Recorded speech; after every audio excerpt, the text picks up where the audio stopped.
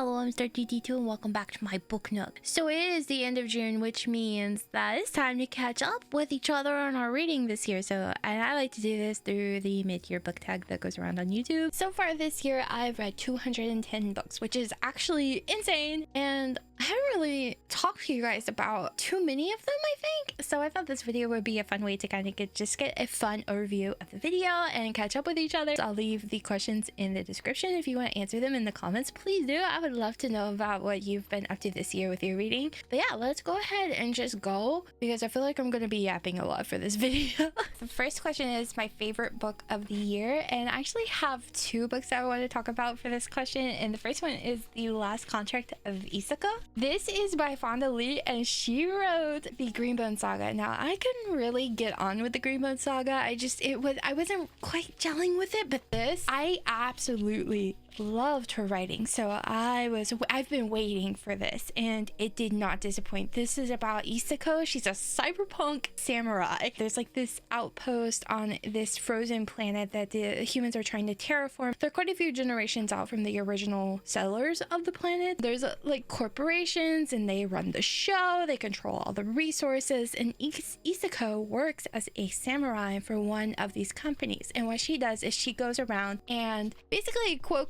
fires people, and if they give her trouble, she has her trusty dusty sword and she can chop some things up if she needs to. She's an older protagonist, which I love. I thought that I've been loving the books with older protagonists that have been coming out this year, and this was, I think, one of the best I've read so far. Since this is like an outpost on a planet, resources are very tight, so if you're not contributing to the corporations, you do a walk, which is you just basically walk out with no suit or anything out of the protective bubble of their little settlement that they have on this planet into the planet without any protection, and you that's how you die. But it's seen as an honor, and when you die, like, all of your family inherits your money or any assets you have left over. They inherit it, and so Isako is ready to retire and take that walk, and it's an honor to do it. There's no shame in it. And basically, if someone gets fired from a job, they have to take that walk too, but it's an honor. There's a lot going on here behind the scenes, and in the beginning we find out Isako's client that she's been working for a really long time, she got a really good contract with him. He just unexpectedly retires, which leaves her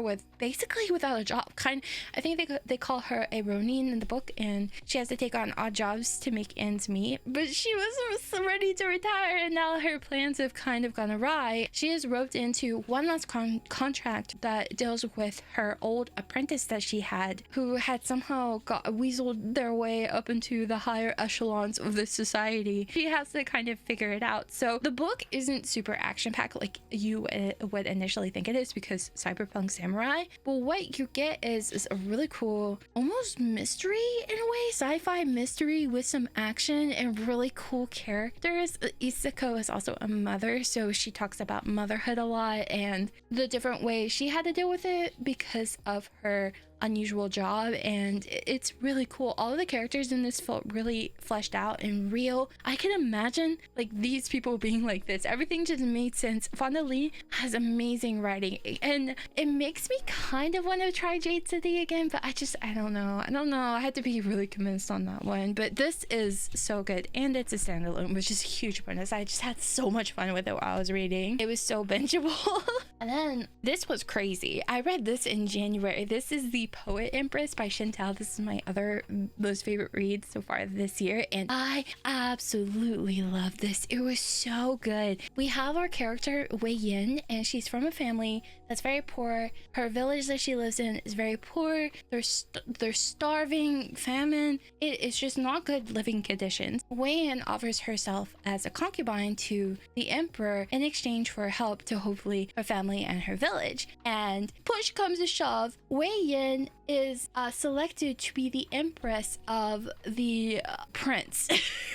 of the next emperor. She went from a lowly concubine to empress in waiting, pretty much. And there's a lot of court politics happening when she finally gets to the palace. The magic in this book is really interesting. It's poetry magic, and only men are allowed to read. So since it's poetry magic, you have to be able to read to be able to do the magic. So Wei Yan is a woman and she can't read, so she can't do the magic. But something happens where she's able to get the power. So and then Prince Rin, he is a very dark character. Check your trigger warnings if you do read this book.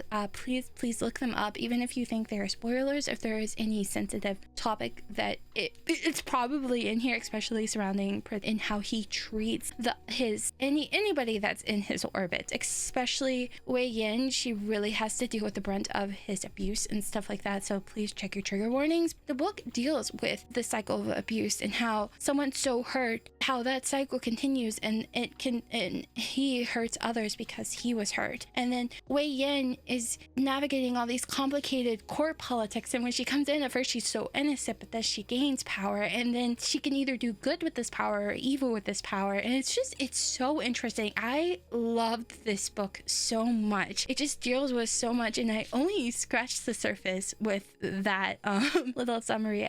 Oh my gosh, I just loved it so much, guys. It was so good, and I still think about it. That's why I had to mention it. And also, again, another bonus, it's a standalone fantasy.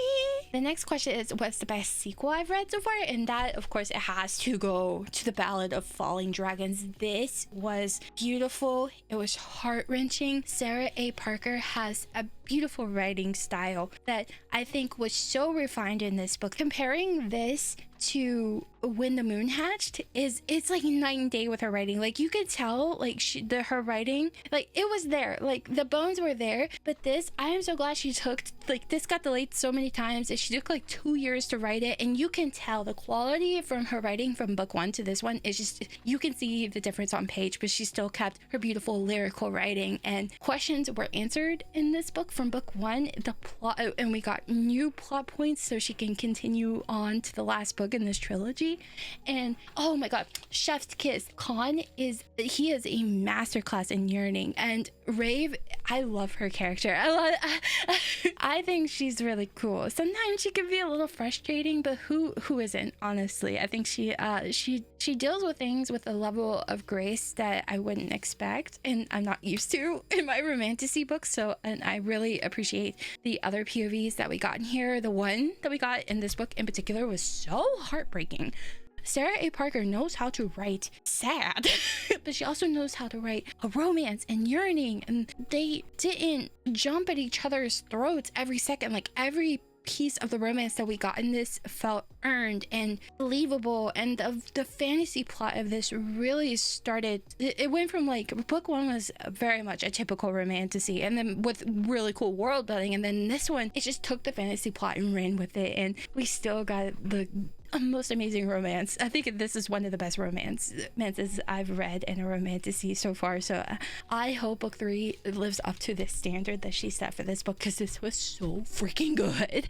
Okay, the next one is new release that I want to read but I haven't yet. I have 3. So the first one is Green City Wars. I just got this not that long ago, but I just got this this week, but I'm so excited to read this. This is like sci-fi detective noir, but it's with a raccoon and other animals, and I just love this so much. It's like with a raccoon and other animals. It's so cool. It's like Redwall meets something else. I forgot what the other comp was for it, and I just, oh gosh, I'm so excited to read this. It just sounds so interesting and out of the box as well. Then we also have The Someday Garden by Ashley Poston. Ashley Poston has a beautiful writing style that I absolutely love for it. Oh my gosh, I wish I could write like her. I'm not gonna lie, I kind of study her writing a little bit, not to write by her, but to learn, because I just love the way she captures emotion and settings and stuff like that, and how she writes people. It's so good, especially 7 Years Slip. Oh my god, so much. Oh my god. But anyways, this is the Someday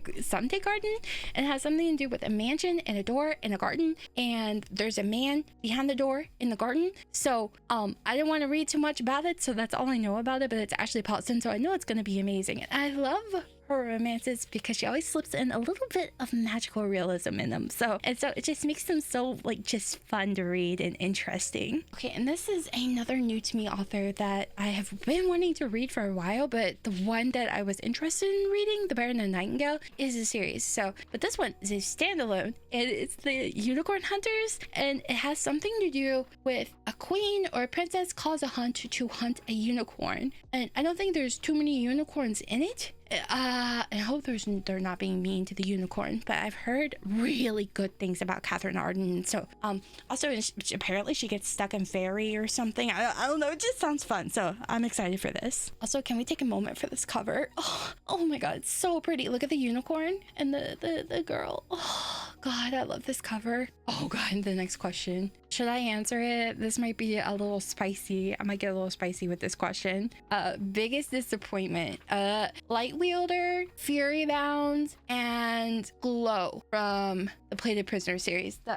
This book, Glow from the Plated Prisoner series. This is book 4. It is huge. These are bricks.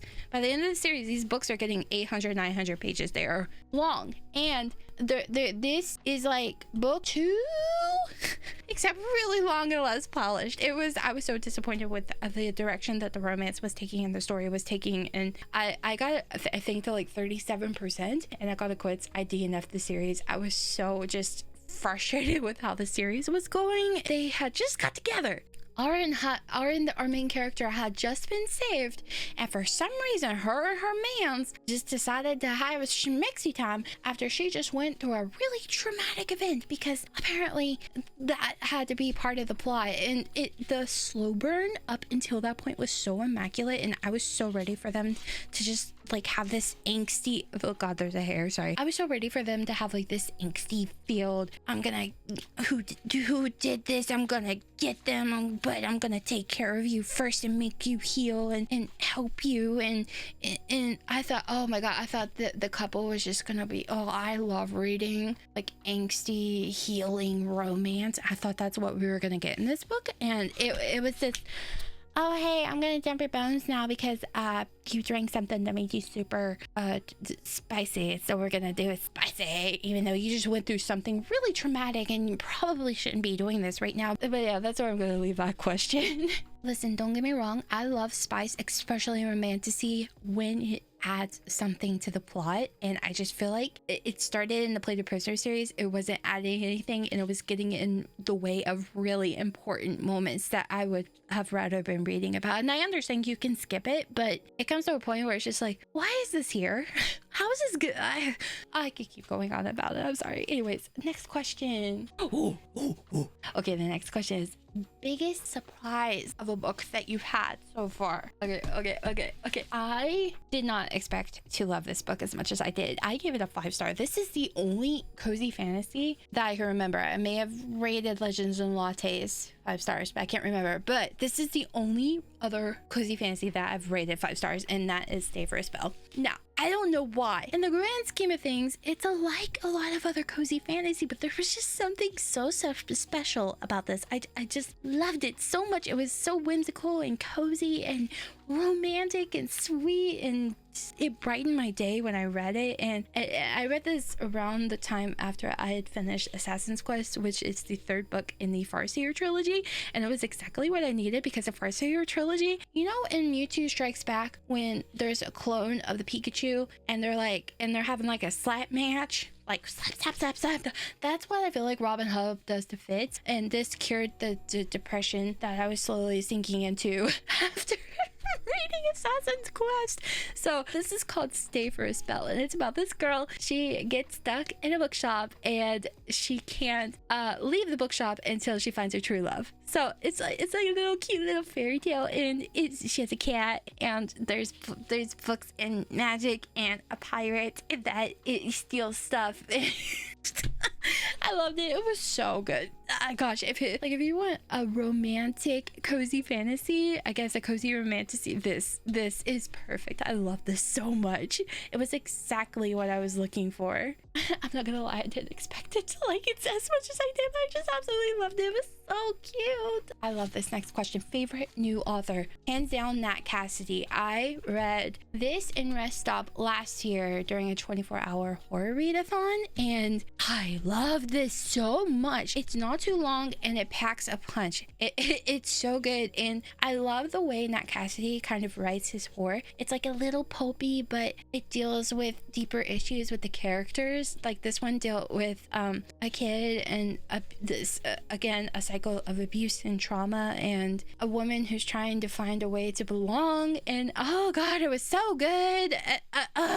And then what really sold me on Nat Cassidy was his new short story collection that he had. I love short story collections that are written by one author because it gives you a lot of different types of sampling of the writing and different ways that they write, different situations and different types of stories and characters. And I feel like if a author can write a really good short story and do multiple of them where I just enjoy every single one, and plus having another book under that I really liked as well, it just cemented that, oh yeah, this is an author that I want to follow and keep up to date with his work and everything. I just love Nat Cassidy so much. He is such a good horror author. This one actually has Rest Stop in it too, which was really exciting. I was glad to finally have like a hard copy of that. So, and there's other stuff in here. There's like a Christmas horror. There's like a little bit of sci-fi stuff. It's really cool. If you're wanting to give Nat Cassidy a try, I would definitely recommend this. I think this is such a good collection of what he can do as an author. Okay, the next two questions are like favorite fictional crush and new favorite character. Now, I don't really have a crush on characters or really anything like that, but I do have crushes on couples or even assumed couples, even if it's just the fandom doing it.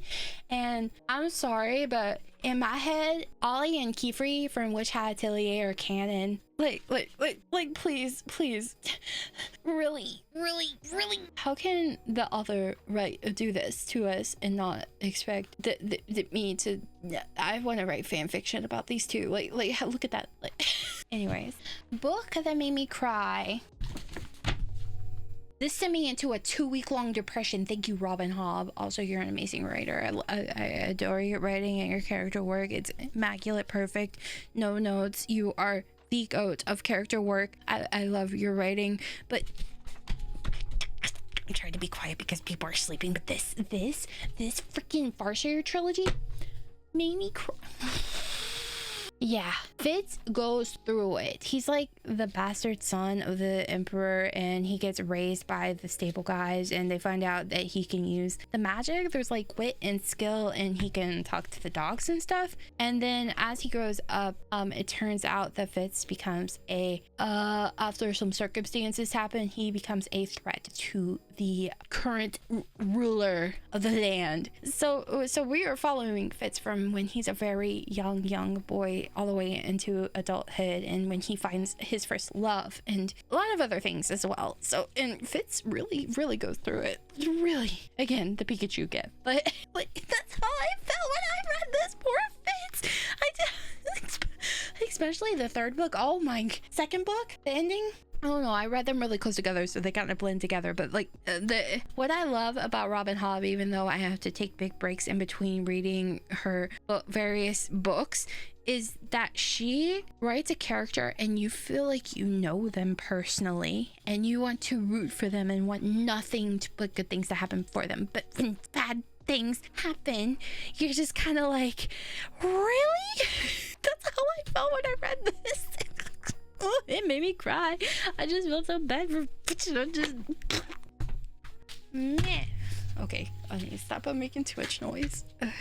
Next one. Oh, I've been waiting for an excuse to show off this book. I wanted to talk to people about this book, and now I have an opportunity to have a opportunity to. The next question is the most beautiful book you've gotten this year. I have two, but this one, the first one's a very special edition that I'm so happy to have because this is one of my favorite books of all time. And I waited, oh my gosh, I want to say a year plus for this, but I got the Wraith-marked edition of Sword of Kaigen. I'm afraid to touch it because this is actually the most expensive book that I own too. So I want to be very careful with it, but I just, we have Momoru on the front, and look at the art, and then the naked hardcover. Oh my god, it's so beautiful. And even the edges are, oh, look at that, amazing. And then there they are, under the tree. Oh my goodness, I love this edition. It is stunning. Like the magics that they do with the swords have like elemental magic, and it's so cool. And the edge at the top and the bottom, it's like, and it's gilded. Oh my god, guys, I love this. I think it's signed too. Is it?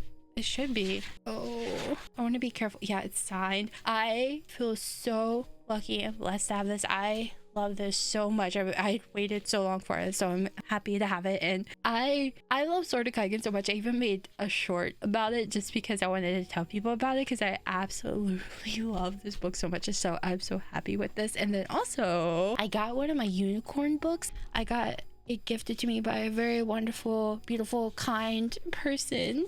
Guys, if you've watched any of my videos, especially last year when around the time Alchemize come out, you guys will know that that was one of my favorite books. Top 10, still one of my favorite books of all time.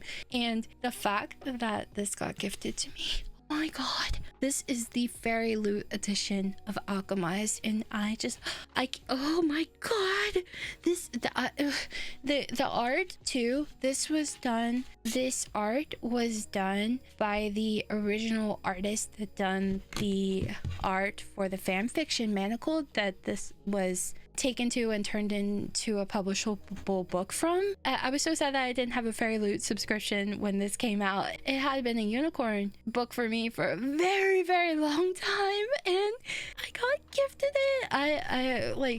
I couldn't stop looking at it when I first got it. I still can't. I love this so much. I'm afraid to hold it with gloves on. We have Helena, and yeah, there she is again in her red dress. God.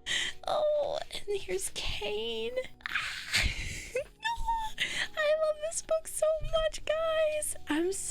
Oh my god, I can't believe I have this. I love this book so much. It's such a heart-wrenching book, but god, oh man, the edges are so cool too for the magic and stuff like that. That's so cool. Down here and then up here. But yeah, I'm so happy I have this. Oh my gosh, I think is it signed? I think Fairy Loot gets, yeah, it's signed by the author. Oh, I love this so much. But yeah, I'm afraid to handle those books a lot with gloves on because I can't feel the pages with them, and I've had books before rip on me because I accidentally was messing around with them too much, so that's why I was kind of holding them back. Anyways, okay, the last question: what books do you want to read by the end of the year?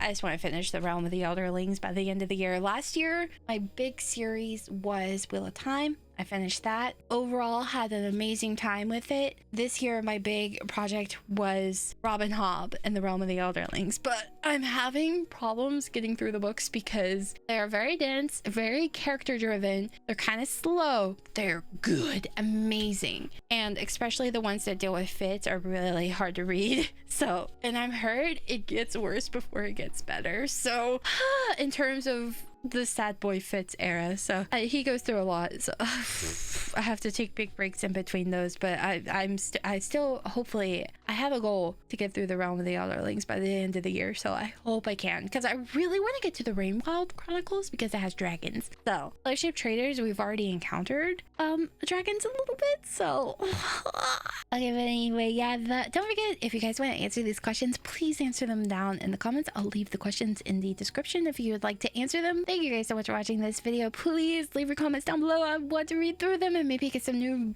book recommendations from your answers.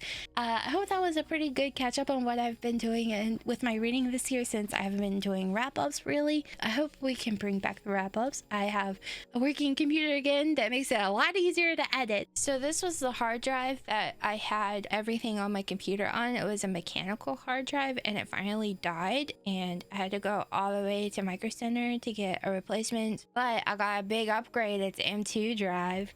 I shouldn't be having any more tech issues, and I didn't realize all the tech issues I've been having for multiple years, even when I was streaming, was because of this stupid hard drive. So yeah, I can't wait to take a big magnet to it and erase everything on it. Get revenge for all the problems this caused me over the years. But yeah, everything's working great now, so I can make videos again and edit. So fingers crossed. I should be able to get a lot more videos now that my computer is acting right and I don't have to deal with that stupid busted mechanical drive anymore. So yay! More consistent content from me. But thank you guys so much for watching.